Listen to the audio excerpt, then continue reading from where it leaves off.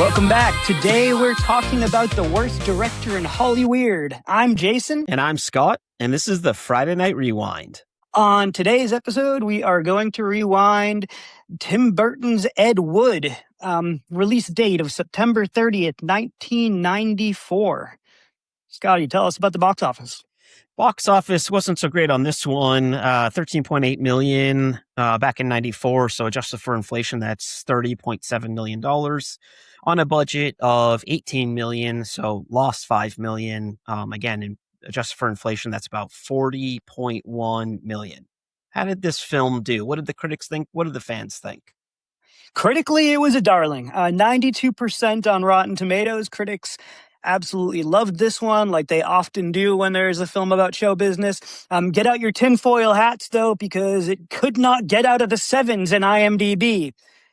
Upper edge of the sevens this time, though, 7.8 IMDb score. We're gonna find one. We're gonna find one that the critics, that the home critics like. All right, about this film. Because of his eccentric habits and bafflingly strange films, director Ed Wood, played by Johnny Depp, is a Hollywood outcast. Nevertheless, with the help of the formerly famous Bela Lugosi and a devoted cast and crew of show business misfits who believe in Ed's off-kilter vision, the filmmaker is able to bring his oversized dreams to cinematic life. Despite a lack of critical or commercial success, Ed and his friends managed to create an oddly endearing series of extremely low-budget films. They sure did. I want to say, before I go into the whole director, writer, producer, cinematography score of this thing, this is a film about dreaming. That's what this is a film about a man with grandiose dreams who knows, who has a vision, and it is. We'll talk about how much I love this film, but like I find this film inspiring.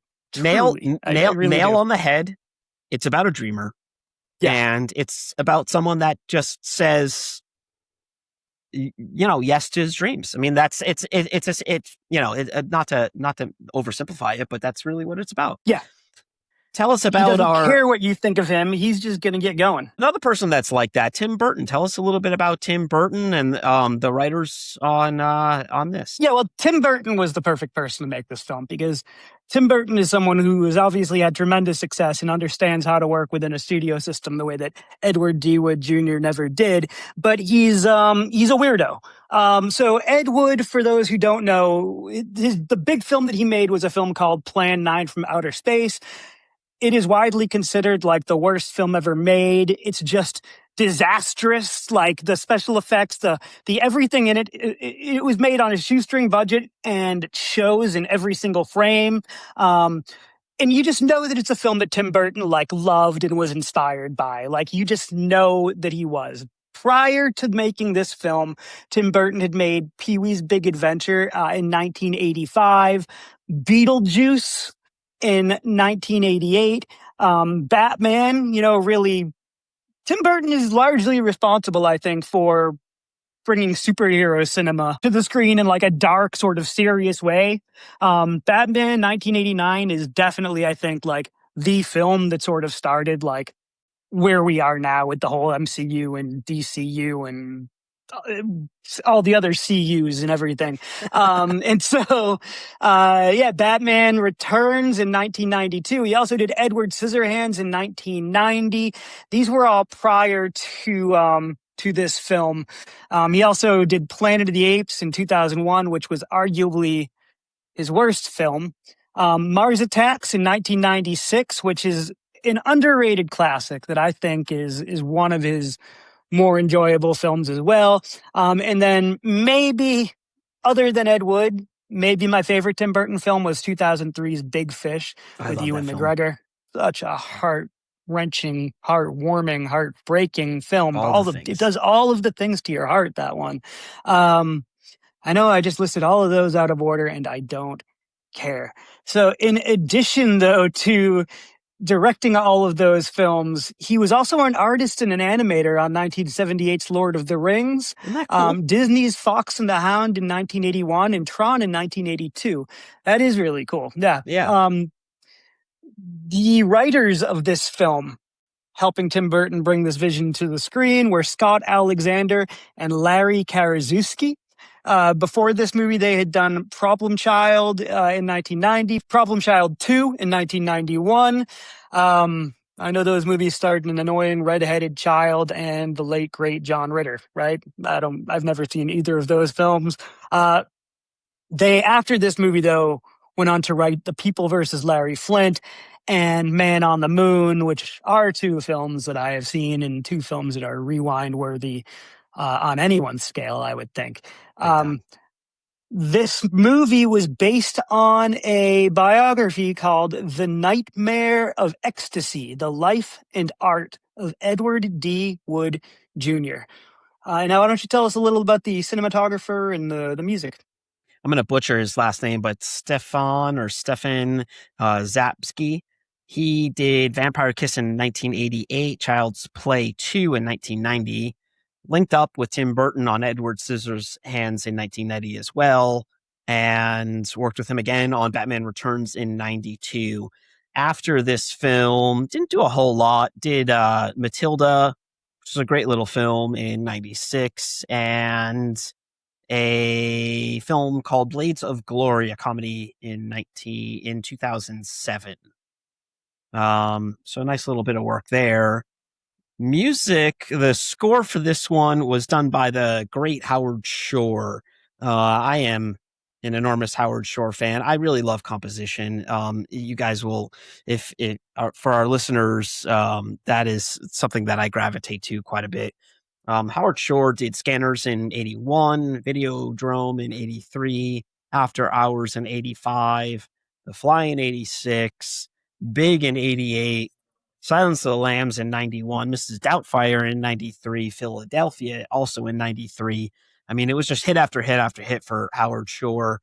And then the party continued. I mean, honestly, after this film, he went on to do Seven in 95, which is a great, you don't have Seven as moody as it is without Howard Shore's score on that one. Ransom with Mel Gibson in 96, That Thing You Do, Tom Hanks 96 as well. The Game in 97, we'll be rewinding that at some point. Dogma in 99, I'm sure we'll rewind that, one of my all-time favorite films.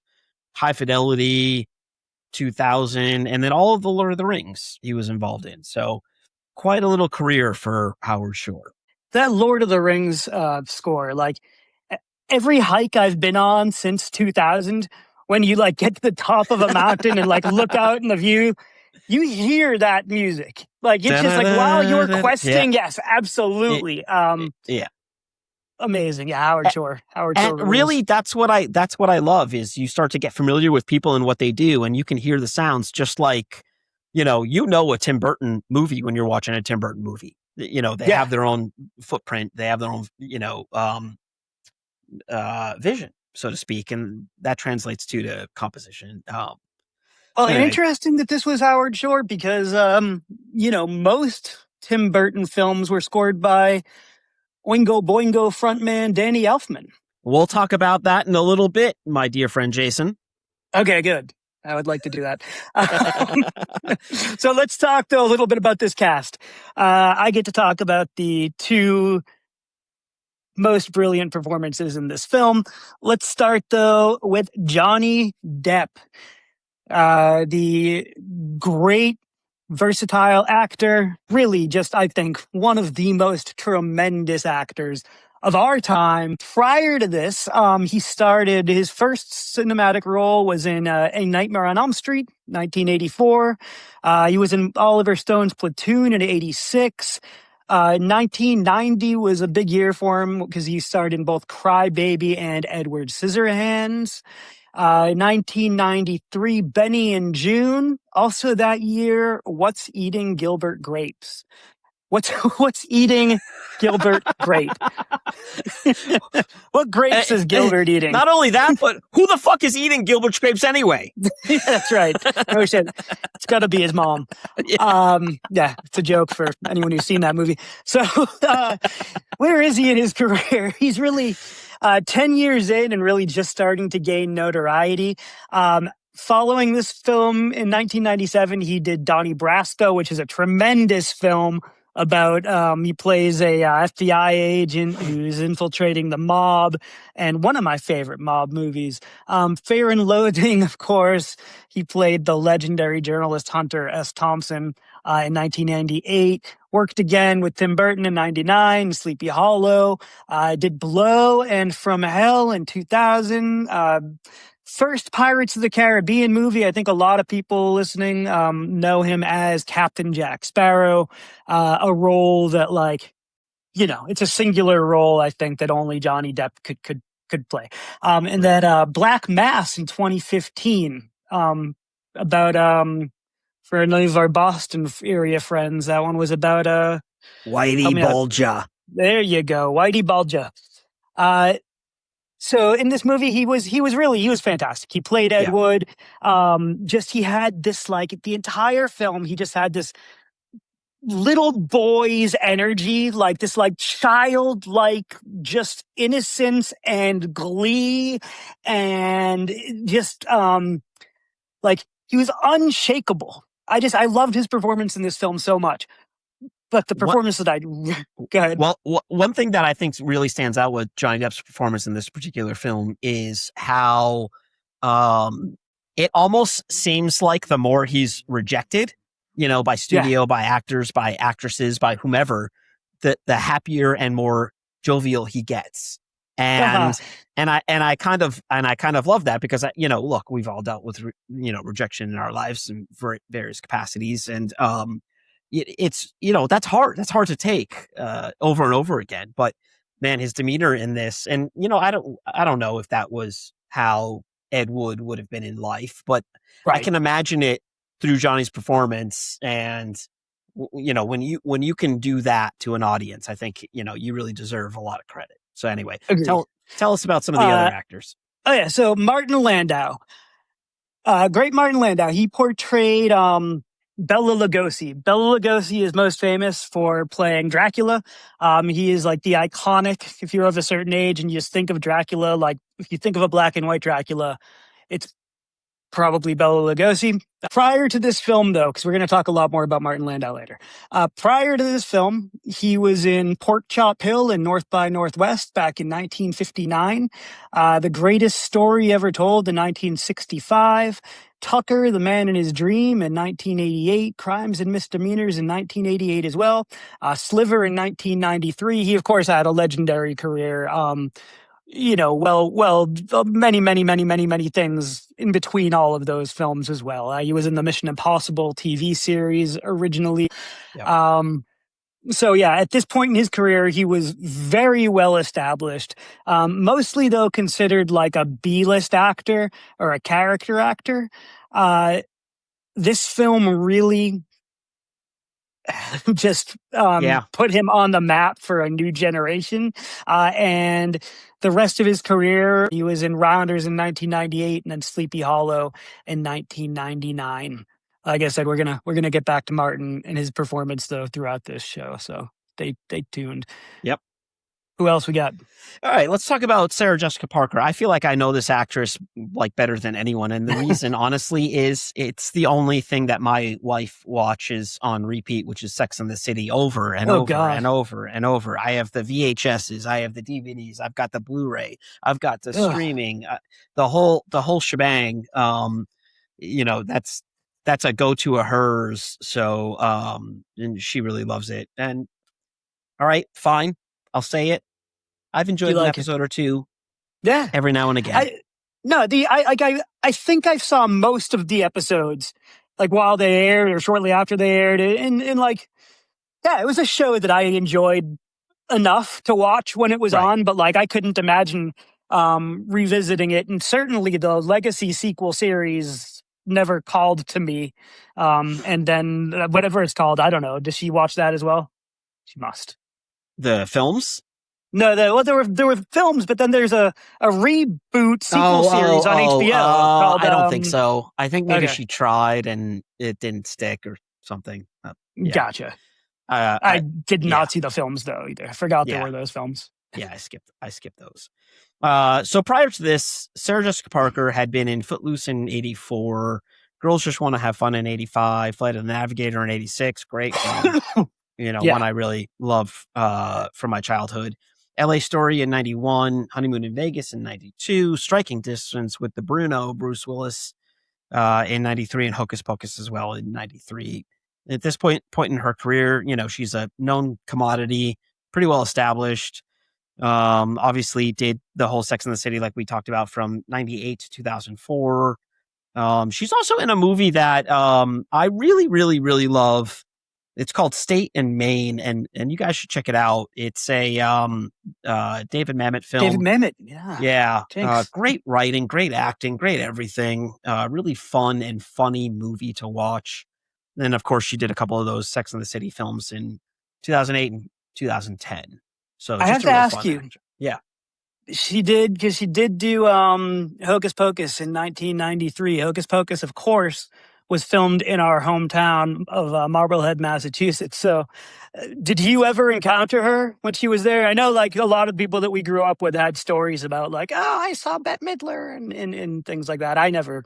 No. I've to this day never seen Hocus Pocus. I don't even know that would have been on my parents' radar, to be honest with you. I don't remember any rumblings about it. I would have been 13 at the time, but they would have filmed when I was probably 12. Yeah, I just didn't. I don't know. That never really came up in our household. I never heard about it. Of course, hindsight being what it was, I'd be, stalking her throughout town. I mean, I've had right. I've had some weird situations like that in the past where I've seen, people or been around their presence, and I'm always feeling super awkward, which God knows why I would feel awkward. But anyway. Well, go ahead and talk about probably somebody who we both had a celebrity crush on at some point. Yeah. We're talking about Patricia Arquette. She's fabulous in this and has been fabulous in just about everything that she's been in, I believe. Prior to this, she was in Nightmare on Elm Street 3. She, of course, comes from the Arquette acting family. She was in Elm Street 3 in 87, Indian Rudder, which was Sean Penn's directorial debut in 91. And then the film that, in my opinion, put her on the map and made me fall in love, that's True Romance. I get asked this question a lot. I want to talk about this for one moment if I can. Whenever I mention or in conversation or meet someone new how much of a film fan I am and how I've seen, 6, 7, 8,000 films, inevitably someone will ask, what is your favorite movie? Do you get asked that question, Jason? You must. Oh, yeah. All the time. My response always is favorite movie by actor, by director, by writer, by cinematographer, by score, by soundtrack, by genre. And I want a subcategory of genre. It's so hard for me to answer that question. But I think I've come to the realization that if I do have a favorite movie, one that I can watch all the time, I think it's probably True Romance. Wow. Yeah. I know we talked about this last week and you were like, you were leaning towards it, but it seems like now that you've had a week to think about it, like it's official. I don't want to make it official. But it's as close as I'm going to come right now to a favorite. Does that mean that it's also your favorite Tarantino film? Is True Romance a Tarantino film? That's I know. I think that talk about True Romance. Yeah, we could talk about it whenever. But True Romance, I believe, is a Tarantino film, obviously directed by Tony Scott. But it's not my favorite Tarantino film. I think it's just it's a fun watch. I view it more as a Tony Scott film. Tony Scott's fingerprints are all over it, even though the writing's fantastic. All right. Anyway, we digress. More on Patricia Arquette. What did she do after this? I think that she has had an illustrious career after this. She had a little while where she wasn't doing a whole lot, or perhaps wasn't being noticed, but she won an Oscar for Boyhood in 2014, also won the Golden Globe for Boyhood. People really fell in love with her for that performance. She was in a great TV series called Escape from Dannemora, which was with Benicio del Toro, and I think Paul Dano might have been in that. It's a really, really, really good, one season series. She is fantastic in it. And then she was in The Act in 2019, but I am in awe of her. I think she is just an absolute wonderful actress, and she's great in this film. So, additionally, Ed Wood has a couple of other actors that I want to mention just real quick because they're in there, and we'd be remiss if we didn't. But Bill Murray is in this picture. He's great in it as he is in almost anything that he does. And Vincent D'Onofrio is in this as well, and he's great as well. But we're going to talk about him a little bit more in a little bit here. Yeah, let's go over the background just a bit. So the writers conceived of the idea for a biopic of Ed Wood when they were students at the USC School of Cinematic Arts. However, Karaszewski, one of the two writers, figured that there'd be no one on the planet who would make the movie or want to make the movie because, like, these just aren't the sort of movies that are made. Movies about terrible directors. Yeah. And, they were both irritated at being thought of solely as the writers for family films and for their work on the Problem Child films. So they did write a 10-page film treatment for Ed Wood. Took a Hail Mary, pitched the idea to Heather's director, Michael Lehman, with whom they had attended film school. Meanwhile, Burton had begun reading The Nightmare of Ecstasy and some of Ed Wood's letters, and he was taken by how he wrote about his films as if he was making Citizen Kane.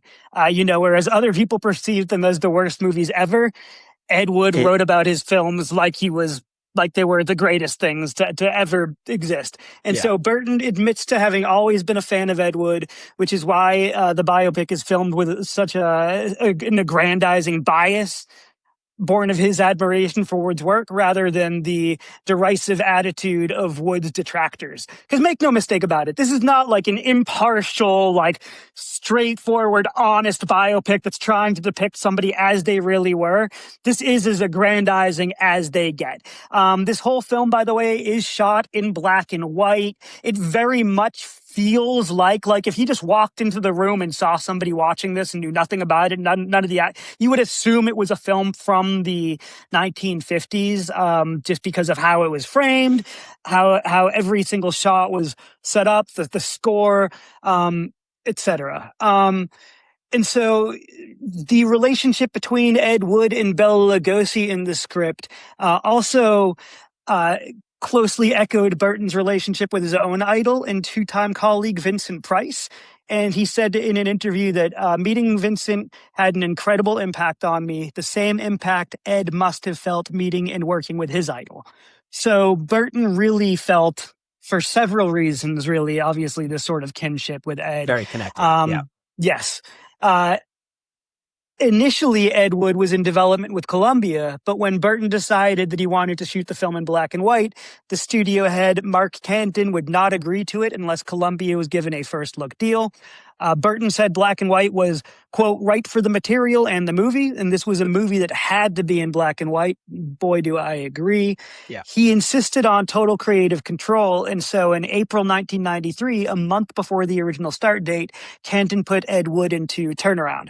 The decision sparked interest from Warner Brothers, Paramount, and 20th Century Fox in optioning the film rights, but Burton accepted an offer from Walt Disney Studios. And according to Forrest Ackerman, Dolores Fuller, Richard Sheffield, and Lugosi's son, Bela G., the film's portrayal of Lugosi is inaccurate. In real life, he never used profanity, owned small dogs, or slept in coffins, which is a bummer, man, because, whatever. Artistic liberty, right? Because this character, again, we'll talk about this portrayal in a bit. Additionally, though, contrary to what was presented in the film, Bela was not thrown by a comics ad-libbing in a skit on a TV show involving Wood, but on another show years earlier before the two ever met. So there's a scene in the movie when Bela Lugosi is like thrown by a comic. I guess what these people are saying is that some artistic liberties were taken. Big surprise. That's what happens in these movies.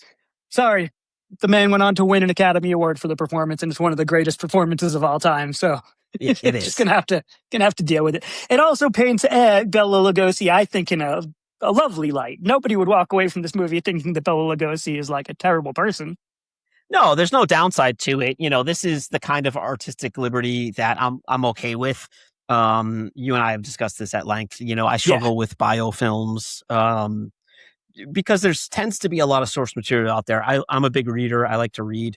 I enjoy watching documentaries, and searching out information on particular people I'm interested in. Challenge is because he was really not considered a great, good, or mediocre director. There's just not a lot of information on Ed Wood. So this is the that type book of in this movie. Yeah, this is the type of this makes sense for a guy like me. I'm less interested in like the Bob Marley biopic type films and Jimi Hendrix and those kind of stuff. I feel like there's so much source material on those folks that you can go out and find it. But anyway, let's jump into standout scenes, and I'll give mine. You can give yours, and I'll start with the scene where Bella. It's kind of towards the end. I think that they're filming Plan 9 from Outer Space, and Ed Wood's like, "Okay, Bella, you're gonna have to climb into the water and wrestle the octopus." And he's like, "What?" And I like this scene, and he gets in and he wrestles the octopus, and it's so stupid. He's like, "Rah!" It's very, very, very campy. It comes off very, very, very campy. But what I really enjoy about this film is it gives you an early glimpse into, what B and C filmmakers had to deal with like special effects. Bela Lugosi as an elderly man is basically playing in water with a big doll. And it's in the film. I mean, you see it in the film. It's just really, to me, I just like the scene. I like, that Ed Wood was like, "Okay, Bella, let's go," and he's like, "You want me to climb into the water?" It's just a great scene. I just love that scene. What do you got? What stood out to you? So asking me to pick out my favorite moment from this film is a bit of a Sophie's choice. It's okay. Because this is a movie that is like chock full of just little vignettes and little moments that I find like just wonderful for different reasons. Like it's very common for me to just like find a random scene of this movie just on YouTube or whatever. Just watch like a little scene here and there as opposed to sitting down and watching this entire movie all together. But I think like maybe one of the most famous, greatest scenes to me, the one that I think of probably the most, is when they bring Bella to set and one of the production people innocently just walks up to Bella, asks for his autograph, and says, "You know what movie I really loved you in? The Invisible Ray. I loved you as Karloff's sidekick." And Bella he goes, "Karloff? Sidekick? Fuck you!" And just explodes. He just like explodes and goes off on this, "That limey cocksucker can rot in hell for all I care." Like, so Boris Karloff was an actor who played the Frankenstein that you think of when you think of classic Frankenstein. And so Karloff and Lugosi, I guess, had this like, rivalry, but it is so, the way that he just explodes at him, like, is just so good. And Johnny Depp comes over and like smooths things out, and he's just like, like it's so good. And there are just every monologue. There is a monologue that Bella has in the movie. I'm sorry that I'm calling him Bella but yes, that Martin Landau as Bella has in the movie, where he's talking about "I would create my own race of atomic supermen that will conquer the world," and like just eating scenery. You can just see him like picking up the scenery and eating it. It's just like, so honestly, those are my favorite moments in the film. Anything where Bella is just being Bella, or sorry, where Martin is just really being Bella. Yeah. He comes across Martin Landau. Now I'm talking about the actor. For stand-up performances, I had Martin Landau. Obviously, he's just such, even though this is a Johnny Depp picture, so to speak, and it's about Ed Wood, and I get all that, but it really is at the heart about the relationship between the two of them. And and Martin Landau just does, Martin Landau comes across as kind of like the lovable grandpa in life, I think. Not pictures, but in like life. And for him to have like that explosion of a scene, or to, when he's in the coffin and he's like, it's too tight, it's like, it just cracks me up. And he did such a good job, well deserving of the Oscar. And I think I even watched that acceptance speech, and very humble guy, which I love. So yeah, I give it up to Martin Landau on this. I've always loved watching him. I thought that his very small part in Rounders was, he did a really excellent job in that as well. I think that might have been one of my early watches of his. What do you got? So I actually just had to look up, because Martin Landau did win Best Supporting Actor for this film, and I was I didn't remember who he was up against. So he was up against Chaz Palminteri for Bullets Over Broadway. Okay. Paul Scofield for Quiz Show. Mm-hmm. So far, Gary Sinise for Forrest Gump. That's a tough one. Samuel L. Jackson for Pulp Fiction. So, do I think that Martin Landau deserves the Academy Award for this? 100% still yes. But had it gone to Sam Jackson for Jules in Pulp Fiction, I would have I probably wouldn't have broken things. But also. Yeah.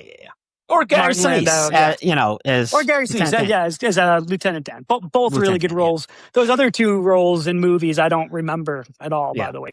Anyway, we digress. We should just call this show Jason and Scott Digress. Two short kings on a trip to nowhere. Two short kings digressing. Yes. I love it. So yeah, if we're talking stand-up performances, obviously Martin Landau. I've been talking about Landau the whole show so far. So we know how much I love Landau. I did want to mention, as a wrestling fan, I loved seeing George the Animal Steele as Tor Johnson, who was also who was a legendary wrestler back in the 1940s and 50s. Yeah. And Ed Wood found him just at a wrestling match and was like, I want that guy acting. He couldn't act for shit. He was just this big lummox who knocked into cardboard set and just Ed just kept all the shots and the scenes and things. But so George the Animal Steele portrayed him, and he's just this hairy, ogreish man, and George the Animal Steele is actually he was a intelligent human being, but you would never believe that there was an intelligent human being hiding behind this big hairy monster in the film playing Tor Johnson. I always found that role endearing. There's a scene with him, sort of when he gets introduced, where it's after a wrestling match, and Ed Wood's there to check him out, whatever, and he's getting a massage, and he just reaches over with an arm and grabs a chicken. Yeah. Yeah, and he only speaks a whole chicken. And he only speaks in sentence fragments in the film. He never speaks in a whole sentence. It's super funny, like an animal. Yes, super funny. And Ed Wood himself, Johnny Depp himself, it really is Johnny Depp. Is just so incredibly charming in this movie. He just really is. So innocent and pure. And I know the real Johnny Depp, whatever, but who he's portrayed, his portrayal of Ed Wood in this film, when he talks about, because he famously cross-dressed as well. And just when he talked about cross-dressing, which back in the time that this took place would have been a very scandalous, huge thing. Oh yeah. But he talked about it with such earnestness and innocence. Really just terrific performance. So there you go. Great film full of great performances. Hit us with 5 film facts. All right. Number 1 fact. We got Tim Burton being unhappy with Vincent D'Onofrio's verbal impersonation of Orson Welles. And actually you see this a little bit. So they ended up overdubbing it, but there's a scene with Johnny Depp and Vincent D'Onofrio, and obviously they're playing Ed Wood and Orson Welles, and you could definitely tell that something is up with the voice that's coming out of seemingly Vincent D'Onofrio's mouth. So I don't know what it sounded like or how bad it could have been or whatever, but yeah, they they dubbed it with someone else. Fact number 2, one day Kathy Wood, Ed Wood Jr.'s wife, visited the set and asked to meet Johnny Depp. That day, they were filming a scene where Wood looked like really messed up, and Burton kind of nervously asked, what Kathy think, whatever. And when Depp came out of the trailer, she was like, "Oh, that's my Eddie." And, she just sort of, he's just one of those guys. It must have been a little bit of a mess in life. And yeah, he didn't live past 52, I think, right? Yeah. Fast and hard. Sad end. So, yeah. All right. Third fact. The first film by Tim Burton not to feature Danny Elfman. We mentioned this before, Howard Shore. And just the long and the short of this is when they were filming Nightmare Before Christmas, they got into a little beef when Burton wanted someone else to do the voice work for Jack Skellington. So basically he told his friend who had been working with Danny Elfman, I'm gonna use someone else. I'm gonna use you for the singing, but I'm gonna use someone else for the voice work, and that caused a problem between the two of them. So later on, they would reunite for Mars Attacks, but they had a little bit of a bromance or all's well that ends well. Yeah, whatever. They made up, kissed, hugged. Yeah, whatever. and then we got this brilliant Howard Shore score. So not mad about that. Fourth fact. Johnny Depp and Bill Murray have both portrayed the great Hunter S. Thompson and his alter ego, Raoul Duke. Depp in Fear and Loathing in Las Vegas, and Murray in Where the Buffalo Roam. I don't think that people have... I'd be willing to guess that most people have not seen Where the Buffalo Roam. It's a great film. Bill Murray is excellent in it, and it's really fun. Right. If you like Hunter S. Thompson, that's another one you got to really check out. I think I still have it on VHS. Nice. So, yeah. And then the fifth fact is throughout the entire film, the character of Ed Wood, played by Johnny Depp, mispronounces Bela Lugosi's name in 1996, as have we, actually. In 1996, film historian Stephen Frederick met Mrs. Hope Lugosi in Honolulu, Hawaii. During their lunch meeting, Frederick asked Miss Lugosi several questions about her husband. One of the questions asked was about the correct pronunciation of Bela's name. The correct pronunciation of the name Bela is Bela, Bayla. You said that at the beginning of this episode, and I thought you were dumb. I was like, you did. At the beginning, you were like, Martin Landau portrayed Bela Lugosi, and I was like, why is Scott mispronouncing Bella's name? So, my God, I just learned, okay, I guess I'm the idiot here. You're the idiot. Yeah, Bela. Well, I'm glad I didn't call you out.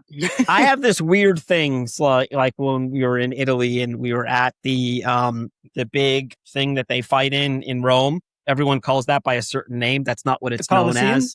But she was getting my wife was getting so pissed at me because I was saying the Flavian Amphitheater. Oh my God. Yeah, exactly. I know. I'm such an asshole. I know. Or we went up to Florence and I'm calling it Firenze, and she's like, no one knows what you're talking about, So yeah, that's a me problem. But anyway, those are your 4 film facts. No, it's Bela. Not Bella. It's right to pronounce people's names correctly. I can get on board with that. Yeah. People called me like Scoot. I'd be like, nah, dude. Yeah. Or whatever. All right, let's talk about... Yeah. I was going to say a moment of truth. Let's get into rewindable scale. All right, I'm going to go... I'll start. I'll go... I'll go 6.8. I really enjoyed this film. Like I said to you before we got together for this, I had not rewatched this film since I had first seen it, probably when it came out. I really enjoyed rewinding this film. I thought there were so many elements to it that are fantastic. I think a 6.8 is a good score for me.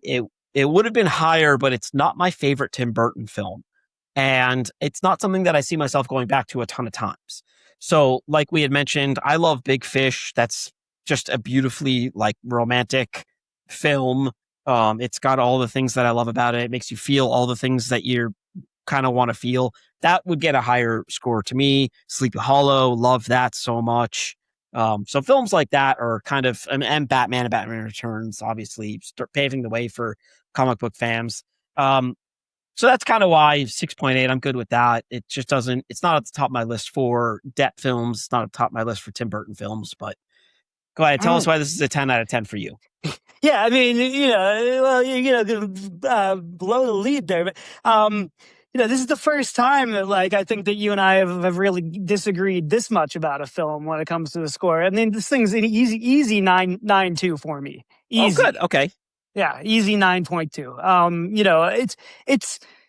This is a film that knew exactly what it was and what it wanted to be and portrayed itself exactly how it wanted, which was what the subject of the film was known for doing. Like, this couldn't have been a better, I don't care if it was realistic or not, it couldn't have been a better tribute to Edward D. Wood Jr. and everything that he, like, at least on the surface, represented. Like, it is a film about just dreaming and what success looks like. Sometimes failure can be success. It's a great point. And so, like, I think that the music, the acting, I just think that this is a film that, like, it's not a film. Okay, so it's not a 10 because it's a film that when I sit down to watch the entirety of now, I do find myself, like, it's got lulls. Last night I was watching it pretty late at night and I was like, checking my watch a little bit, like, is this random? But then it's not long before it hits another peak for me either. Mm-hmm. So as a whole, it's not a film that I can always sit down and rewatch. There was a point, I think, when I could have.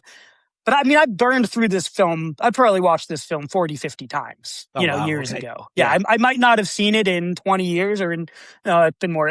Actually, I'm lying. I watched this movie last year. Okay. So but it was decades ago that I watched it, like, over and over and over and over and over and over again. But it's still a film that I have revisited every year or so, at least once. And like I said, it's a film that just certain clips of it live on in my head, and I'll just pull up a clip of it now and again. So, yeah, this one for me, obviously, I would argue that it's up there with Tim Burton's best. I would argue that it's up there with Depp's best. So, yeah.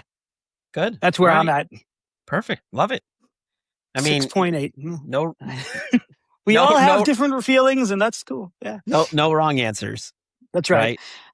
Yeah, well, there are wrong answers. I mean, if you had come in and said, like, 4.1, then that would be wrong. And we'd be fighting. Fair enough. Fair enough. Sometimes, but a 6.8 is not wrong. That's just subjective. Yeah. Yeah. Cool. But go ahead and tell us about 5 similar films. All right. So I actually made this week 6 similar films. I'm going to tell you why in a second. So 5 similar films worthy of a rewind if you've seen them before or check it out for the first time. A lot of biopics here, but we got Man on the Moon, which is about Charlie Kaufman. Or Andy Kaufman, excuse me, 1999, directed by Milos Forman. My aunt actually went to high school and grade school with Andy Kaufman, and my grandmother used to tell me stories about him. What? Okay. Yeah, which we is have really to have cool. a show. Let's do a Man on the Moon show just to hear those stories. Yeah, we should, because there's some funny ones. The Life and Death of Peter Sellers in 2004. What I want to say is, if you don't watch that film, I'd like to encourage you, if you haven't seen Being There. Being There is absolutely one of the best films of all time. And so if you haven't seen Being There, check that out. I would be willing to bet that you would enjoy seeing The Life and Death of Peter Sellers right after that.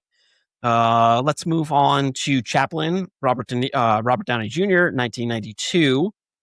Another great film, another great biopic. Shadow of the Vampire, 2000. This is a biopic about basically Nosferatu. With Willem Dafoe. It's really a cool film. And then Hitchcock in 2012. And the 6th movie that I wanted to mention was a documentary called American Movie. Came out in 1999. And you're going 7. Did I do 7? Well, you just read 6, and now you're 6. Oh, well, because I added being there. Wait, no, Man on the Moon. Man on the Moon. Life of Peter Sellers. Life and Death of Peter Sellers is 2. Oh, American Movie. Okay, I'm going to shut up now. I'm dumb. Okay. Twice this episode I've had to eat my words. American Movie is one of those films that I think is very, very, very similar to how Ed Wood would have made a film. And it's about these guys kind of in the Midwest making a horror film with no budget, trying to, bandage everything together, begging and pleading and robbing and, getting into trouble and all that kind of stuff. It's a great documentary. It's so fun and so quirky. And it's what I envision as sort of the call it the 2000s version of Ed Wood from the 40s and 50s. So that's just a really fun watch. Really enjoy it and check that out. I highly recommend it. Tell us, Jason, where they can find this, the usual places, and then what are we going to do next week? Yeah, find us on the usual places. Apple Plus, Prime Video. Nowhere for free right now, unfortunately, but this one is definitely worth the, $4 or $5 to rent, whatever they charge you. Definitely, please check this out. This is a life-affirming, hilarious 9.2, 6.8. Let us know. Check it out. See where you land with this one. Yeah. So next week, I'm really excited for this. This is a film I have not seen in many, many years. The Steven Soderbergh classic Out of Sight, starring a young George Clooney and Jennifer Lopez in one of her early acting roles. Yep. So it's got a great cast, got a great soundtrack. Yeah. It's got a great everything. It's a wonderful book, by the way, Elmore Leonard. So can't wait to get into that one with you. And then, where can our viewers find us if they watch this and like it and think these two short idiots are funny and bring good stuff to the table? Where would they find us at? Yeah, please follow us and subscribe to us on any podcasting platform. Go on Spotify and Apple Podcasts and anywhere like that. Leave us a good rating. Leave us a review. It helps people to find us. Also, join in the fun with us on Facebook at Friday Night Rewind, Instagram, Friday Night Rewind Pod, TikTok, Friday Night Rewind Pod. Always look for our logo. We are, if there's a social network out there, you can find us. So yeah, we're there. Come hang out with us. Yeah. Love to see you. Other than that, we will see you next time with Out of Sight. We'll see you then. Thanks for joining.